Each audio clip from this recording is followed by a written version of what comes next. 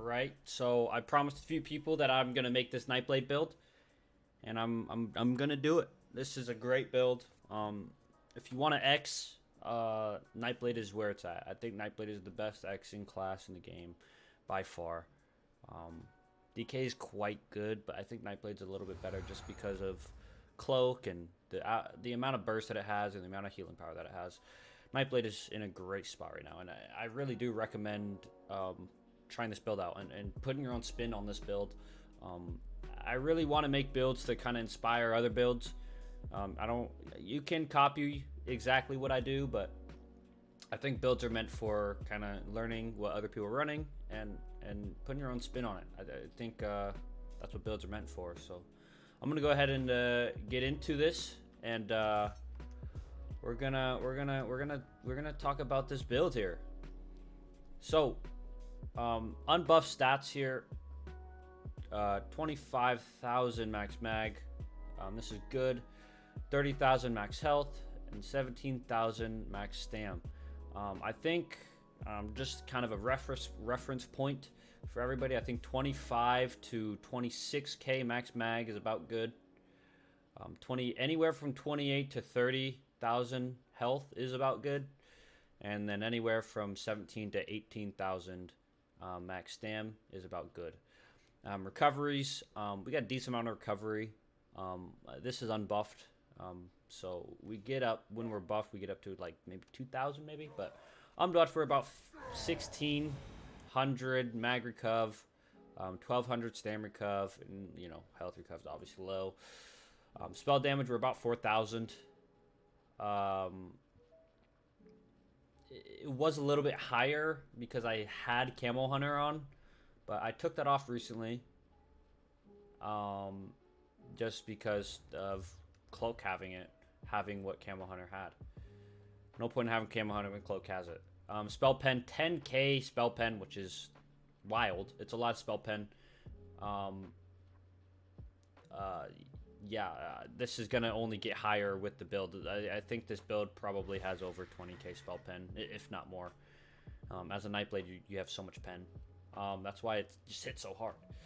Resistance is obviously quite low because we're not buffed, but 16,000 spell unbuffed, 12,000 physical unbuffed, 1,400 crit resist unbuffed. Let's go ahead and buff. Oh, what the hell? All right. Now we're at 25,000 spell, and what was it? Let's see. And then 21,000 physical, and then we're also at 3,000 crit resist. My fault. 3,000 crit resist, which is quite a lot. Now let's get into the skills, or actually, let's get into the sets. This is a pretty basic setup. A lot of builds run this, a lot of different builds, Templars, Nightblades. I'm sure Wardens run this, whatever. Crit is kind of king right now in this meta. So we're on Night Mothers. I think this is a great ability. Just be a great set. Not being able, or not needing to have some sort of skill that puts breach on people just makes everything so much easier when you're Xing. You don't have to worry about putting debuffs on your enemies. You can just burst. That's what Night Mothers really does for you, and I think it's one of the strongest sets in the game for Xing. Just because you don't have to worry about putting a debuff on your enemies. It just will pretty much passively always be there.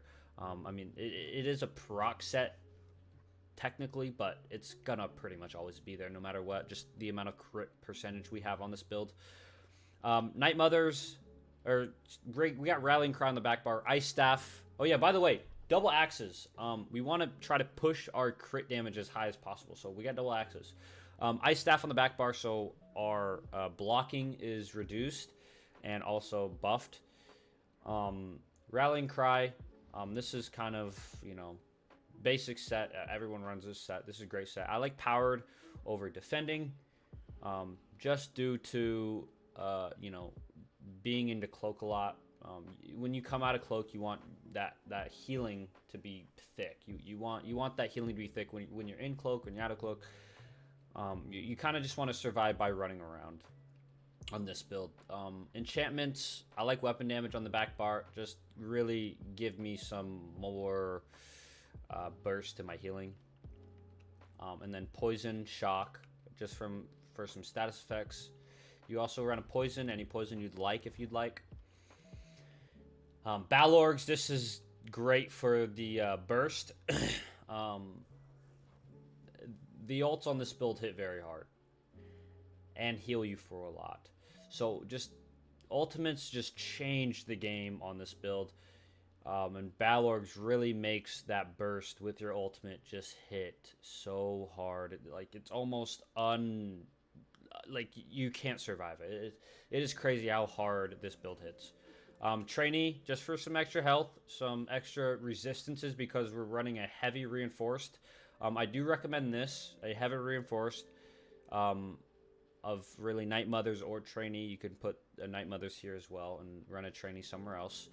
But you need one Trainee, especially for reduced or reinforced and heavy. Balorg Shoulder. We got Sturdy here. I would recommend Well Fitted. Another Sturdy here. I would recommend Well Fitted. This is also Impen. I do think some Impen would also be good. You maybe run 2 or 3 Impen. Rallying Cry, Necklace, and Ring. These are both infused here with the Magrikov, weapon damage. Weapon spell damage. So this would be spell damage glyph. This just really gives us some more damage and some recovery. And the last one, we got Bloodthirsty, just to keep that damage up, but also to give us some recovery here. You don't need to run this infused because you don't need that much Magrikov, but this one little Magrikov glyph really helps a lot. And then obviously, as you can see, Markin. This is great for this build. You could run Death Dealers, but I do recommend Markin on the Nightblade at least. Weapon and spell damage increase, and then some armor that we so desperately need. This is a must. Markin is great. I love this ring. And that's it for the sets. Let's go ahead and go to the skills. Power Extraction. This is gonna be your main buff and debuff skill. This has the potential to really do everything that you need it to do as far as debuffs go. So if this crits, this is going to put Night Mothers on the player. This is going to give you major brutality and sorcery and minor courage, and it also is going to give your enemy minor cowardice, which is also going to decrease their damage done. So this one skill right here will potentially debuff everybody that you fight with one click of a button, which makes this build so great just because one skill does all your buffs for you. It's kind of broken. Shadowy Disguise, there's really not much to say about this ability. This is one of the best abilities in the game. Just being able to cloak in the middle of a fight is so crazy. Just change positions and hit from a different angle. It's a game changer. I think this is a must when you're Xing. Solo play, you might not need it, or 1v1ing or 2v1 or 2v2, like you might not need this. But when you're solo and you're Xing, this is huge. You need this 100%. Siphoning attacks. This is just gonna give you some more recovery, some more sustain, and also gonna heal you a little bit when you light attack. So this is great. Concealed Weapon. This is our main damage spammable. This hits quite hard, and it also gives you major berserk when you hit a concealed weapon while you're under the effects of major expedition. So we're here, we hit a concealed weapon while we're in our path. This is going to give us major berserk. Also, when you leave sneak, it will give us major berserk as well. So this is gonna be up most of the time. If you are in stealth and you have your path up, this is gonna be up most of the time. And also it gives you minor expedition when it's slotted. So this is just gonna give you some more speed on your front bar. Merciless bow. Yeah, I mean this might just be the best damage ability in the game currently. This hits hard. I've hit people with 30k bows this patch, and it heals for a buttload. I mean, it heals for 71% of the damage. That's crazy. Imagine a 30k bow. How much is that going to heal for? A lot. All right. I don't feel like doing the math in my head right now, but a lot of healing. The damage is out of this world. This is your main burst ability. If you combo Soul Tether and this together, you will one-shot somebody. You will one-shot people consistently. Soul Tether,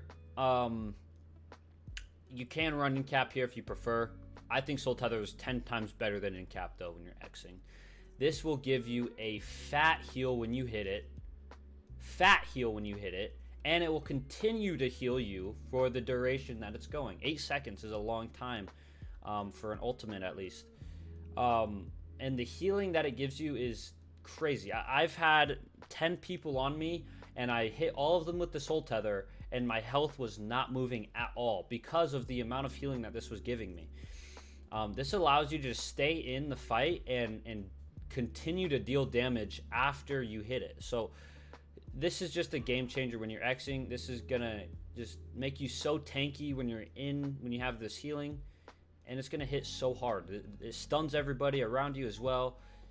It's a great ability. This ability is a must, I think. You can run in cap if you'd like, but I think Soul Tether is 10 times better than in cap. Shadow Image. This ability is awesome. I mean, being able to, that Shadow Image there, you're fighting over here, and boom, you can move over here in a click of a button. Being able to do that in a fight is very, very strong. And I mean, there's what is if you're in a tough situation, Shadowy Image is going to get you out of it every single time. So I think this is a great ability. Refreshing. This is going to give us major expedition. This is going to give us some healing. This is going to give us some mag recuv and stam recuv. This is just a great ability all around. Try to fight in this as best as you can, but if not, it's whatever. But Refreshing Path, awesome ability. Phantasmal Escape. This is major evasion, some damage reduction, and immunity to immobilizations, which is huge in this game. And then also, when you get hit with direct damage attack, your roll dodges are cheaper. It could be completely free if you get hit with enough direct damage attacks. Your roll dodge could be completely free, which is crazy. Vigor. This is just a great hot, and it gives us some spell and physical resistance. And Healthy Offering. This is going to give us minor mending and a great burst heal. Although it does drain your health, it's nothing. Look how much health it drains. 270. That's a joke. That's nothing. It's like you're getting poked with a needle. So this is a great ability. Minor Mending gives you some more healing with all your abilities, and it gives a nice burst heal. And then we got Temporal Guard just for minor protection, and when we block. I don't have that passive in currently, actually. Why do I not? Let's go ahead and do that. And when we block, we have a little damage shield, which is great. Some passives I want to make sure you have. We are a vampire, stage 3, by the way. I did not say that. I don't know why. Stage 3 vampire. Strike from the shadows. This is the bread and butter of this build. This gives you 300 free weapon and spell damage just for being a vampire and having stealth on your bar. I mean, this is meant for the Nightblade. You have to run this as a vampire. And then Undeath, of course, with the damage reduction that you get. By the way, food-wise, we're running Smoked Bear Haunch. You can run Jewels if Smoked Bear Haunch is a little bit too expensive for you. Jewels is a great option. And then we have the Shadow, increasing some crit damage You can run spell Mundus Stone, weapon Mundus Stone, and crit percentage, but I think the Shadow is just better overall.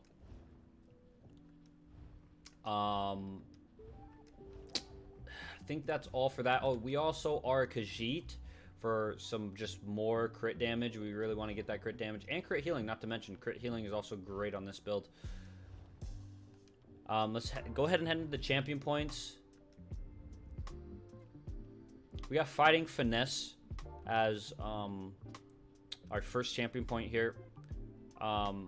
Just the this healing and crit damage, being able to get a CP that gives you both healing and damage is great. So I think this is an awesome champion slot for really a lot of builds. If you have decent amount of crit, I think you have to have this on. Just having a champion slottable that gives you both crit damage and crit healing in the same slottable is great, especially on this build. This is a must. Like I said, I like to have more healing than damage reduction, so this is just going to really increase most of our healing. Maybe not our path, but this is going to increase all of our healing besides our path. Damage under direct damage attacks. This is just going to give us more damage with all of our abilities, I'm pretty sure. We don't have anything that's not a direct damage attack, I don't believe. And then single target attack, this is going to give us some more bow damage, some more concealed weapon damage. Let's put that in there. Let's go into the red tree. Boundless Vitality, just from some more health. I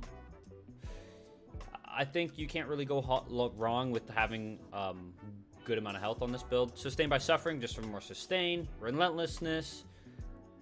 This is great. You know, just being stunned or feared. I think this is a lot better than Pain's Refuge, personally. On a especially just how we're playing this Nightblade. When we are stunned or feared, it causes us to gain major protection for 3 seconds, reducing your damage taken by 10%. So, this is not even when you CC break. This is as soon as you get feared or stunned, you get it. So, that is the time you're going to be most vulnerable to damage, and that's the time you're going to get that damage reduction. So, I think Relentlessness is awesome ability. And then we have Celerity. Celerity is just movement speed. I think movement speed is king in this game. So movement speed is what we're going to shoot for. And Celerity is going to help with that movement speed. Green Tree, liquid efficiency for some, saving money. War Mount to get to where you need to go without using your stamina, which is great. You can sprint constantly. Gifted Rider, again, mount speed. Steed's Blessing, again, movement speed out of combat, which is going to increase your mount speed. One more thing. We are running tri-stat pots, just so you know. Tri-stat pots, I like tri-stat pots just because we're using stamina and mag, and sometimes you want that health burst. So I think tri-pots is the way to go on this build for sure. Yeah, I think that's all of the build. I definitely will be making a montage or just a clip. Oh my gosh, look, it's Bickett. I will be making a montage or a clip of this build very soon. I'm not too sure when, but I definitely will have it out in the next couple of days because this build is so much fun, and I do definitely want to share some clips I have with you guys. This build is so much fun. I really want you guys to try this out. Yeah, update 40. It's all right patch. This is a great build though. You're gonna have fun with this build. So enjoy this build. Have fun out there, and I'll see you guys on the montage when I post it.